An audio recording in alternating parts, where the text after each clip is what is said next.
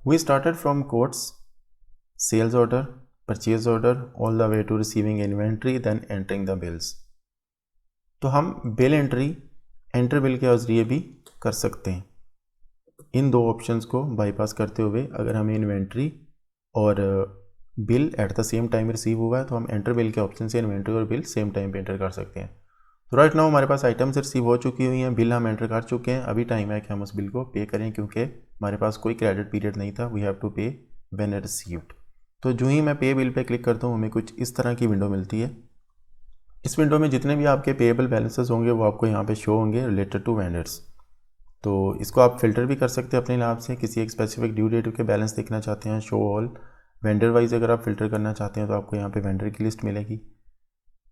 इस तरह कुछ और फिल्टर्स हैं आपके पास, reference number, amount, due date wise अगर आप फिल्टर करना चाहते हैं। हमारे पास अभी सिर्फ एक ही पेएबल है which is due on 8th।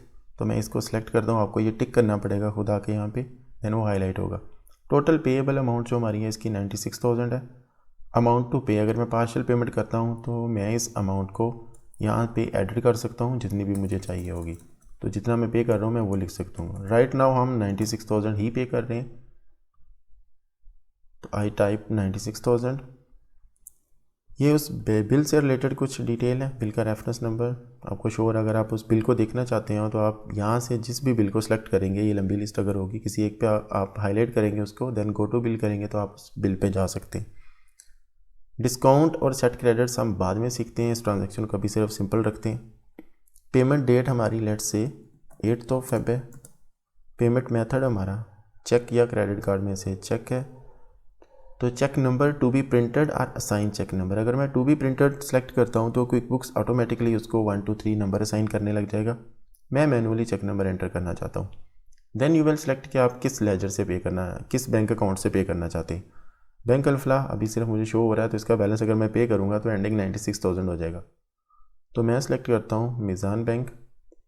ये पे करने के बाद मुझे एंडिंग बैलेंस मीज़ान बैंक में ये मिलेगा।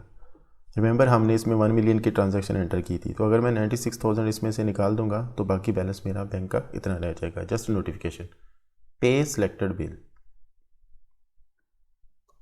तो इस विंडो में हम अपना चेक नंबर असाइन कर सकते हैं। लेट से हमारा चेक नंबर है 1001। अगेन आपके पास यहाँ पे दो ऑप्शन है, let me assign the cheque number below और let quick book assign cheque number. अब इस जो विंडो थी पीछे टू बी प्रिंटेड या असाइन चेक नंबर, इसको हम बाईपास कर चुके हैं। Forget that. यहाँ पे एक न्यू ऑप्शन है। अगर मैं अभी लेट से 1001 एक चेक नंबर एंटर करता हूँ और ओके कर देता हूँ, नेक्स्ट टाइम जब मैं पे कर रहा हूँ तो अगर मैं मैनुअली नहीं भी एंटर करना चाहता, मैं सेलेक्ट करूँगा let quick book assign cheque number, तो क्विक बुक्स ऑटोमेटिकली इसको 1002 1003 ऑनवर्ड ट्रांजैक्शन को असाइन करता जाएगा। अगर आप मैनुअली टाइप करना चाहते हैं खुद से every time, you have to choose let me assign the cheque number below. जोन से भी आप यहाँ पे सीरीज स्टार्ट करेंगे क्विक बुक्स उसमें 1 ऐड करता जाएगा हर एक ट्रांजैक्शन के against. Click okay. Transaction is 90 days pass, no problem. हम बैक डेटेड एंट्रीज कर रहे हैं। पेमेंट समरी, हमारी जो पेमेंट है वो सक्सेसफुली पे हो चुकी है। Payment has been successfully recorded for the following bill, तो ये आपको इन्फॉर्मेशन आई है उसकी। डन। पे मोर बिल पे करेंगे तो आपके पास अगर कुछ और बिल्स पेएबल हैं वो पे करना चाहते हैं हम कर सकते हैं, अदरवाइज मेक डन। तो आपकी ट्रांजैक्शन रिकॉर्ड हो चुकी है। अभी हम एक बार ट्रायल बैलेंस में देख लेते हैं कि इस ट्रांजैक्शन का इम्पैक्ट क्या आया है हमारे सिस्टम पे। अकाउंटेंट एंड टैक्सेस में जाएंगे, ट्रायल बैलेंस, और यहाँ भी आपका बैंक का बैलेंस कम हो चुका हुआ है। 96,000 लाइबिलिटी पहले जो जनरेट हुई थी वो अभी ख़त्म हो चुकी हुई है।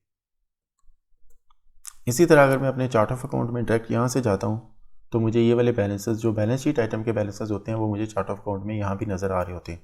तो मेरा बैंक का एंडिंग बैलेंस ये है, इन्वेंट्री मेरी 96,000 है, देन एक्विटीज़, और पेएबल यहाँ पे कुछ भी नहीं है। अकाउंट पेएबल का लेजर ऑलरेडी क्रिएट हो चुका हुआ है। रिमेंबर जब हम चार्ट ऑफ अकाउंट क्रिएट कर रहे थे तब मैंने बात की थी कि अभी हमारे सिस्टम में चार्ट अकाउंट्स पेएबल या अकाउंट रिसीवेबल का कोई भी लेजर नहीं है और हमने इसको क्रिएट भी नहीं किया था। जो ही हमने अपना वेंडर क्रिएट की, कुछ ट्रांजैक्शन की, तो ये अकाउंट्स पेएबल का आपका लेजर ऑटोमेटिकली सिस्टम ने क्रिएट कर दिया हुआ है। बट अकाउंट रिसीवेबल का लेजर भी ऐड हो चुका हुआ है क्योंकि हम कस्टमर्स भी क्रिएट कर चुके हुए हैं अपने। तो अकाउंट्स पेएबल पे अगर मैं इसकी अभी क्विक रिपोर्ट चेक करता हूँ तो आपको ये वाली ट्रांजैक्शन मिलेगी जिसमें पहले 96,000 ऐड हुआ, then it's paid, ending balance is 0। अभी अगर मैं वापस पे बिल पे जाता हूँ तो मुझे वहाँ पे कुछ भी पेएबल नहीं मिलेगा, क्योंकि हमारा एक ही सप्लायर का बैलेंस पेंडिंग था जो हमने अभी पे कर दिया, and we have nothing to pay more. That's all how you pay your vendors.